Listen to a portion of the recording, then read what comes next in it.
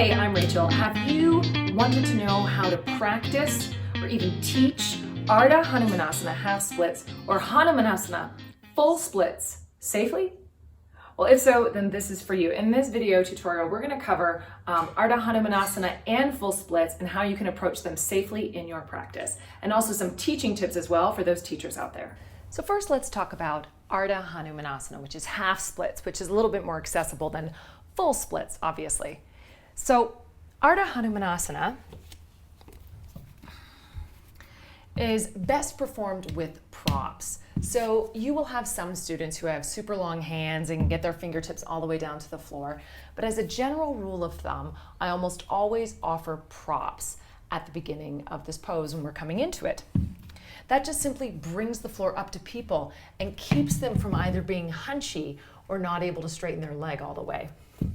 So props can be placed either at the ankles if you want to help people create a nice long spine, or you can bring them back underneath the shoulders, which brings people up a little bit but tends to give them more stability. Notice in this pose, unlike some runner stretches, that my pelvis is over my back knee. So rather than being like way back here, we actually want people to be upright because this is, after all, a preparation for full splits. And so we want to be able to move the back leg back. Now, another thing that's important in Ardha Hanumanasana, which really helps to set us up for success in full Hanumanasana, is what the legs are doing. It's super easy in some of these stretchy poses, especially when our hands are on blocks, to become a little passive. So watch my feet here. This is a common misalignment that I see a lot: a sickled foot and a disengaged leg in general.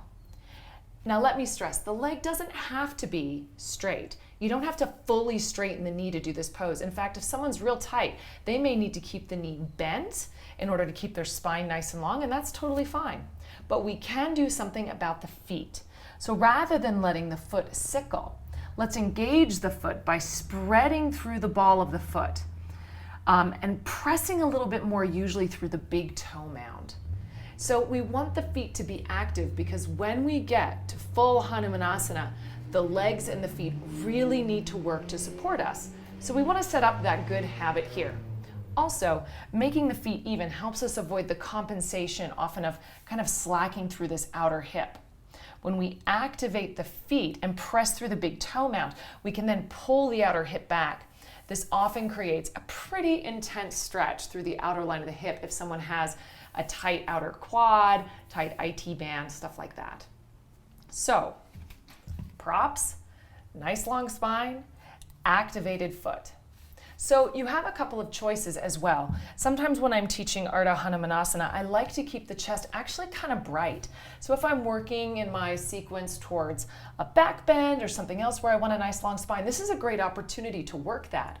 Or even if you're working towards a hand balance and you want people to get the feeling of pressing through their hands to really lift their chest, this can be a great, less weight-bearing place to teach something like that.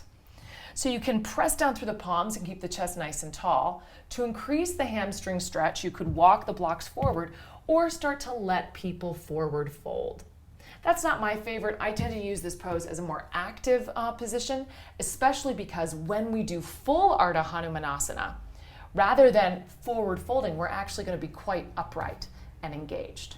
So we've talked about the activation of the front foot, wanting really to keep the ball of the foot spreading. Let's talk for a moment about the back foot. You may be wondering whether the toes should be curled under or should be flat.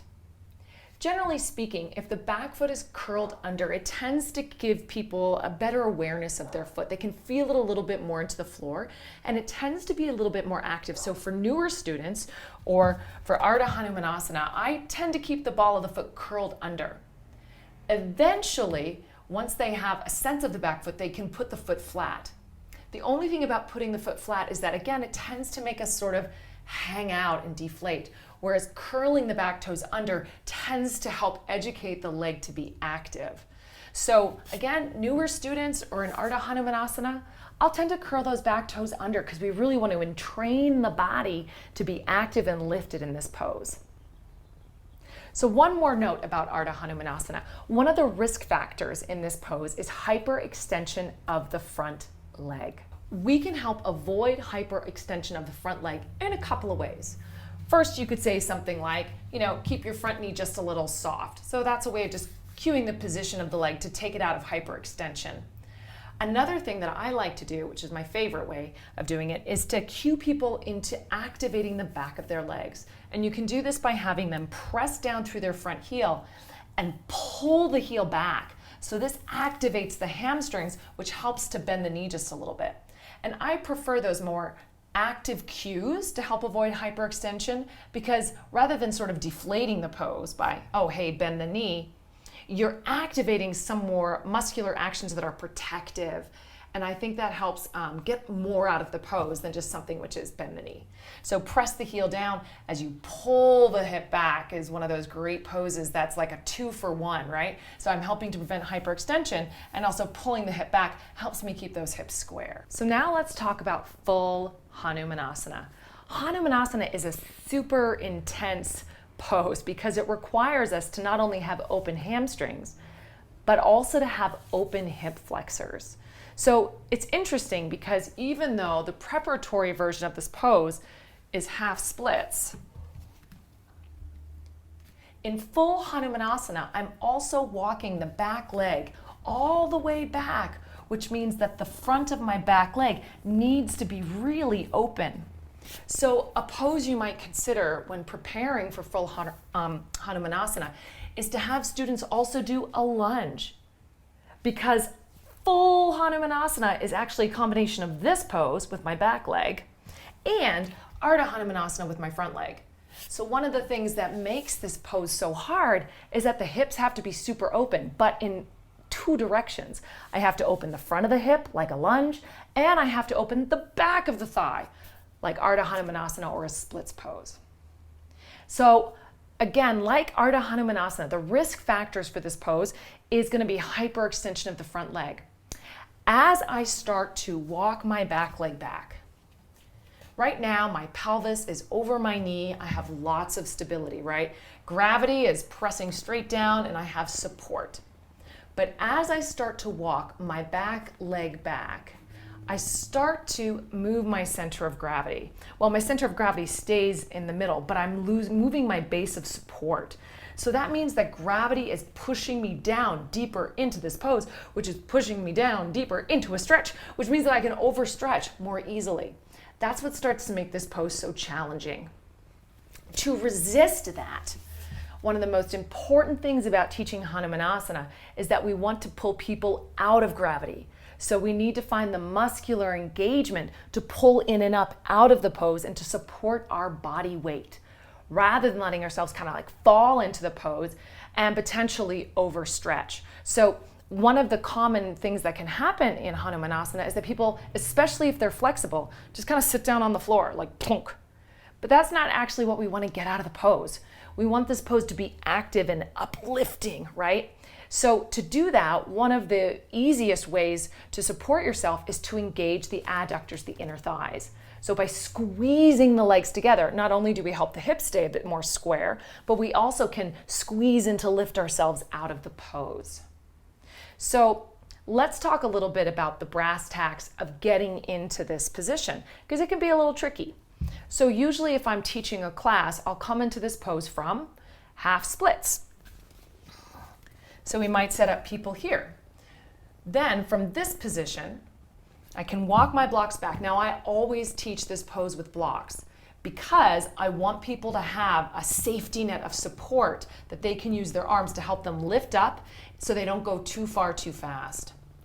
From this, I create a soft bend in the front knee. I always like to bend my knee a little bit so that I can really pull back and engage the hamstring. And then you would start to slowly walk the foot back, slowly, so that your students make sure they can still maintain that feeling of squeezing in and up. So their hands are a safety net, but they don't want to be collapsing down into the blocks. You eventually want to be able to lift your hands and just let your legs support you, because that's eventually what they're going to have to do. So when I teach this, I'll have my students walk their blocks back so they're a little bit more under their shoulders, they get a little bit more support, and then start to walk the back toes back. Now notice, as I move into the full expression of the pose, I'm changing the position of my torso. So in half splits, I'm here, which is just stretching the back of the leg. But as I move into full Hanumanasana, right, my torso actually eventually will be upright, which is where we get this hip flexor stretch. So I cue my students, press through your feet, squeeze your inner thighs together so you can get this lift out of the pose, right? We don't want to sink, we want to pull in and up, and then walk the toes back as far as they can while maintaining that support. So we never go beyond our own ability to support ourselves. So this would be a great pose. I still have my heel pressing down, I'm pulling in, I got my back toes curled under so I can activate the back leg a little bit more, and I am getting a good stretch along the front of my leg, the front of my back leg, which is my hip flexors, and also a baby stretch here, right? This isn't going to be as much of a hamstring stretch unless I decide to add a forward fold into this position. All right, so squeezing in to lift up. Using cues like press down, squeeze in to lift up are going to be super helpful to you. Now, if you're working with more advanced students and they know how to keep the back leg active, you might have them point the back foot, but they still have to really press that foot down to lift up. So they need to have the body awareness to use that as a support. As a refinement for this pose, when people take the leg back, they tend to take it wide. So one thing you can do here is have them press into their back foot and move their back knee more medially so that they can draw their outer left hip forward. Now, one note here about the position of the hips. Do your hips need to stay square? The answer is no. In fact, as you go more deeply into this pose, right, the hips are naturally going to unsquare a little bit, right? So don't freak out too much about that. That is okay. And everybody's hips are different. So people who go really deeply into this pose might have more open hip sockets, like in terms of the bony structure. They might have looser joint capsules or ligaments. In this pose, one thing I want to be really clear about is that we want that muscular engagement to support ourselves because we don't want to just hang in the ligaments. These are things that do not need to be overstretched, right? So one, it's okay for your hips to unsquare. That's kind of, when you get really down into it, that's part of what this pose is actually going to require of you. And also, I don't want you to go so far down that you're stressing your connective tissue too much. So totally fine to stay a little up. Now let's talk about putting a block underneath your hip. I have mixed feelings about that. If you put a block underneath your hip, the problem is that sometimes people sit on it, right? So if I'm doing this pose, it can be super tempting just to sit on the block. I'm like, okay, teacher told me to move my hips back and I'm just gonna sit. And then I've lost all that beautiful muscular action that I need. So if people need a block, that's okay. They can use a block. I kind of like to use under the sitting bone, guys, not the hamstring. And I like to use a big block. So they might need to have 4 blocks here, right? So if you're using a block, no problem, but still cue them to keep lifting in and up. So for students who have a hard time doing this, this could be a step in between, but eventually we want to work to where we can sustain our body weight. What I do to help my students get out first is to support themselves. So we always want them to bring their hands to their blocks first. Because as one of the variations for this pose, you may have decided to, hey, have them take their hands off the block, right? Maybe they're working on reaching their arms up. And if they can sustain their body weight, eventually they may do that. So bring the hands down onto the block so that you can create a little slack, right? And then you can walk your back knee back, walk your front foot forward, bring your hands down and climb on out of there.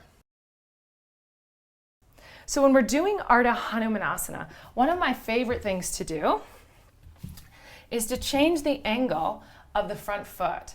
So depending again on what I need from my sequence. So I could stay here, this is going to be a really good nice hamstring opener.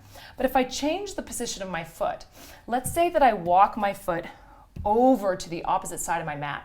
But instead of letting my hips swing forward, I pull it back. Wow. All of a sudden, I've created a super stretch for the outside of the thigh. So the outer quad, IT band stuff, all of this is going to get a really nice stretch. That can be all the way up into the hip. And that can be super, super yummy, right? So that's something to consider. If you're doing a class maybe where you're doing twists, is that a twist here? Or something that requires the outer hip to be a bit more open, that could be a good choice. Another way to modify it would be to take the foot out to the side, right? In this case, I'm going to be stretching more through the inside of the leg. This can be really great, say you're going to a pose like triangle or half moon pose where you need the inside of the leg to be a little bit more open. And hey, doing a little modification of Ardha Hanumanasana might be one way to help you get there. In full Hanumanasana, one of the things that I often like to do, because of the shape of my pelvis and because it makes the pose a little bit more accessible, is to keep that foot wide position. So you keep the foot a little wider, walk the toes back, keep squeezing in and up, right? Notice how lifted I can be here, right? Coming all the way down. And so my front thigh now is a little bit more at a diagonal. And that can make this pose a bit more accessible rather than having the foot straight ahead. Remember, use your hands, squeeze in to lift up. So there are some tips and tricks and techniques for doing both half splits and full Hanumanasana, full splits safely. I'd love to hear how it worked for you, and I hope you enjoy it.